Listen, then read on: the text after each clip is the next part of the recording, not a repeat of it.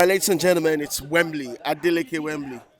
Another game, another draw, no maximum point taken. This season, Manchester United have failed to take maximum points three times. Two of those, two out of those three times ended up, losing the 3 points, losing the maximum point.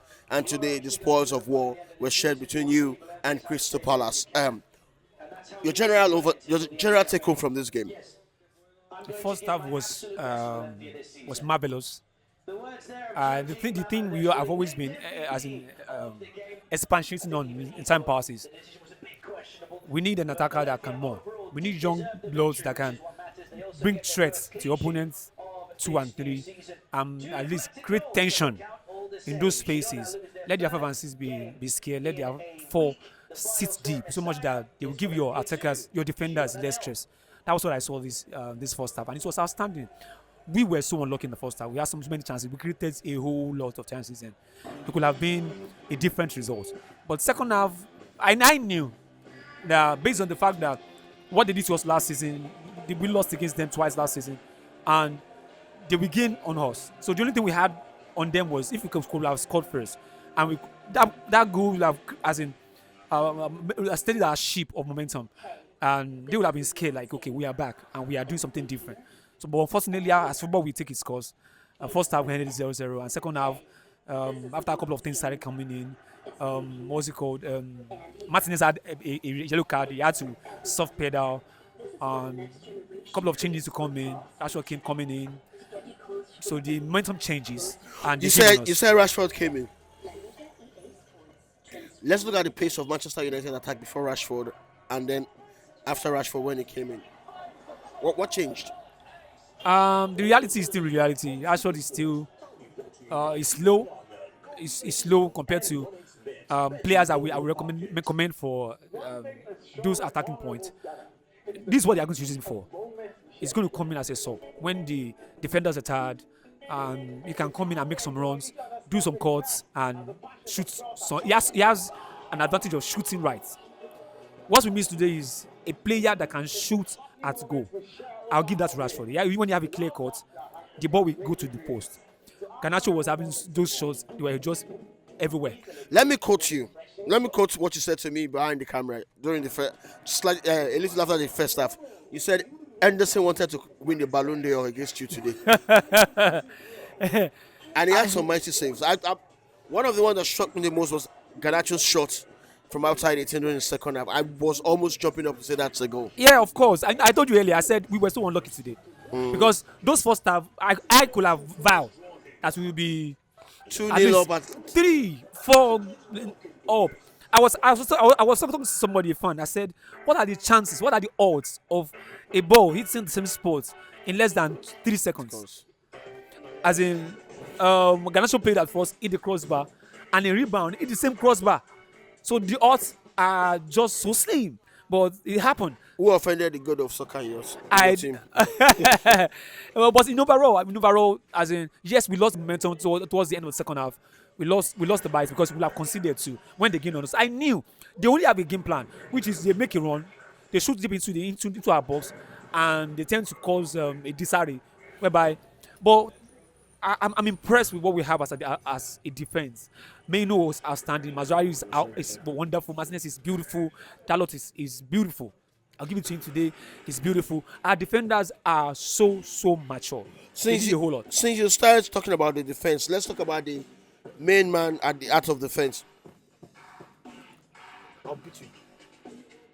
Let's talk about the main man at the heart of the fence, Yeah. and I'm talking about Andre Onana.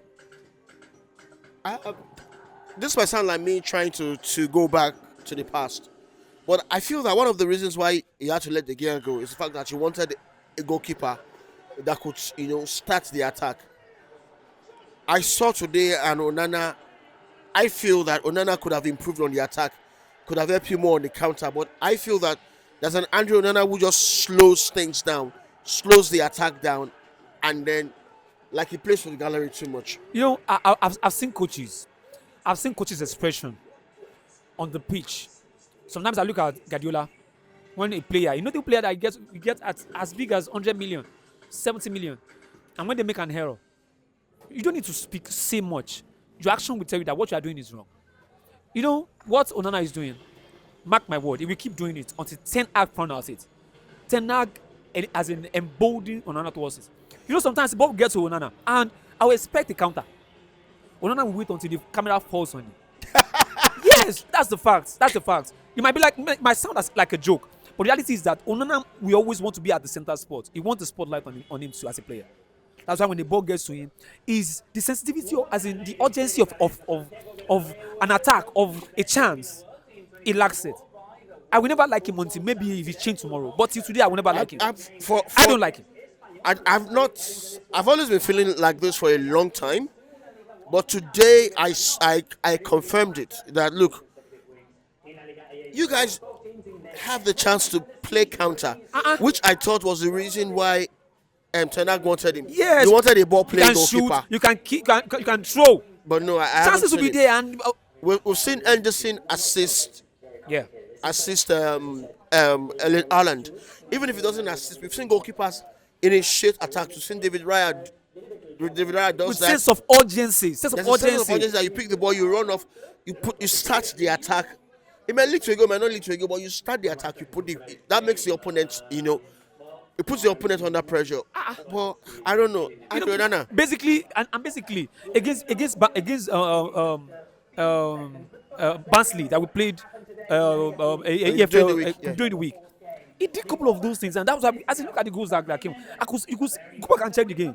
You could see the urgency, attacking start the attack start from the box, and you see the move of defenders running towards the midfield before the opponents get themselves. That Barnsley team is it's not a cheap team, but when they are in desire, you are moving towards them before they get themselves and look their bearing. We are in their box, that's the power of the counter. But we wait until the defenders go back to their box. The keeper will adjust back to his own goal post, and the defenders go back, and the attackers have the chance to look at the environment. Okay, so I will never like that guy until maybe tomorrow if it changes. Okay, I've got two questions for you before we go. First of all, okay, go ahead. You've got Tottenham Hotspurs next, Super Sunday 29th. Yeah. What are your chances? What do you think you can do to win? Is that matches at Old Trafford? Yeah. Games at Old Trafford. What do you think you can do that should be different from today? Bearing in mind that, of course, Tottenham will be coming from, we don't know whatever they will play this weekend. No, they won today. They want to be 3-1. But they will not want to lose after losing to Arsenal. I don't think they want to lose to another big six again. So what do you think Erik ten Hag needs to do differently, or your players need to do differently to win that game? Basically, what was missing that team today is just a striker that can shoot at goal. I love Zaxi. I love Zaxi. That boy is rugged, and he did what he could have done. I would say he shouldn't change what he started today against Tottenham. Maybe Oilon is back, but I don't want to rush him. So let Zaxi start. But let the urgency of our players, let it just be there. I don't think you can have that urgency unless Onana starts it. We were urgent. I think what was missing today is Onana and a bit of luck. A bit of luck, I agree. A bit of luck was missing. Onana was present. You just hold the ball. If Onana is missing, you have the urgency of the I don't counter want to attack. have discussion of Onana any longer. That's me for it. Because I've come to terms with who he is and what the coach have accepted him to be. Okay, so quick one now. My final question.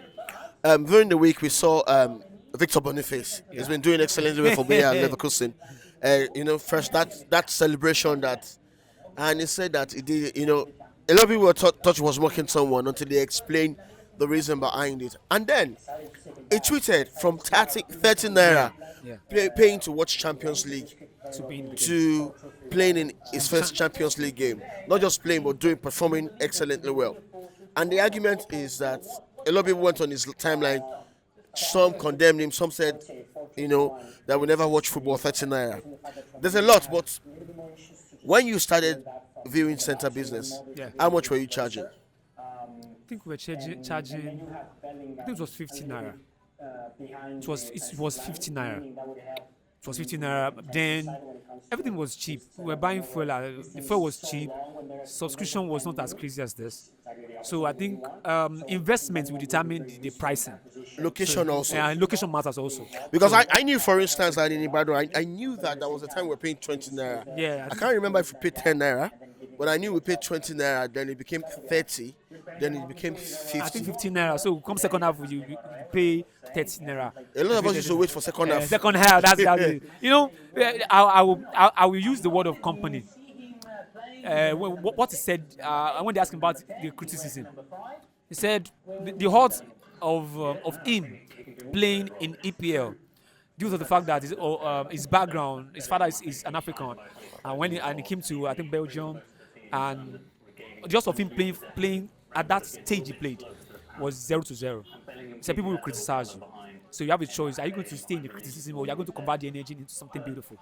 You know, many people. I saw some of those codes, and I see that these people just don't know what fame and greatness is. Africans have such. If someone said he came from where he came from, that's his story. He knew his story. I watched. I don't know about any other person. That's his story, my but brother. me, I watched Champions League, 30 naira. Yeah. EPL, 30 naira. In Ibadan, Agbo, to be Yes, precise. now. I watched.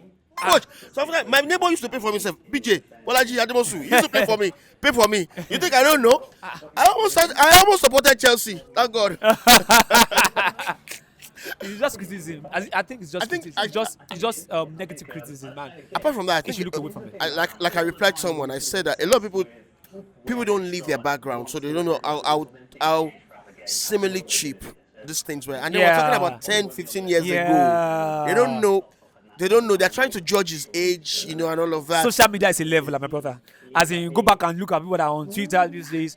A 60-year-old we argue with a doctor, a PhD holder, and so you have to go back to the timeline. Look at when those accounts were created. There was a time I watched my first cable in life. I'm not going to lie. Those long cables. I even watched my first Dish. Al Jazeera, the big ones. Yeah, it's a big one. It was at County Hospital, Ogba.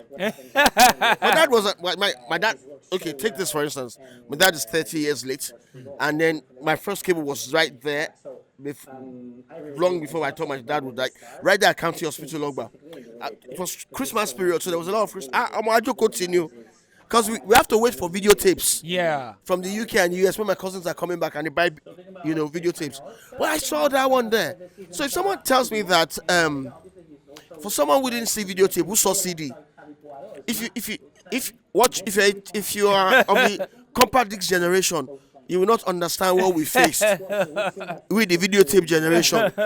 If you are the compact disc generation, if you are the downloading generation, you will not understand what the compact disc generation faced. Even the azimuthal dish installations, the DSTV, the smaller dish, track back to the beginning of all those installations. If you see Dishes were big, like 9 meter, 5 meter big, and there was one in my area there that when we were young, we will run on it down, we will run back. I can very very huge dish, because to get to those signal frequencies, you have to get a big ugly dish. So don't blame them. Most of them are young and they can't really testify. How can you tell me this really happened? So, but the story should be the story. Why can't you just be happy for this guy? He said he did that. That's his story. Let him stick to it. Even Fabrizio Romano had to take pick it up. I was happy when I saw Fabrizio and picking they're beautiful. I mean, this is growth, man. First of all, if you don't believe that he paid 30 naira, come and ask us. We will take you to some places where if you put a viewing center there, if you charge more than 20 naira, I want to see my brother. I want to see when things were cheap. So even things were cheap, but they were expensive for those who could not even afford it. Just like the Bible said, the poor you will always do it. And I see, whatever you say, Boniface, big up to brother. Keep winning, my brother. Keep winning. If your story has inspired someone somewhere in Lambert, in Ajegunle, Agbowo Ibadan, Eleyele, interior, all around the globe, my brother. All around the globe. All around the globe. Make I talk the one I know for Nigeria. Fabrizio posted it, so it's all around the globe. I'm Fabrizio. It's all around the globe. Thank you, Wembley. Let's see what will happen against Tottenham. I wish you guys the best of luck. Thank you so much.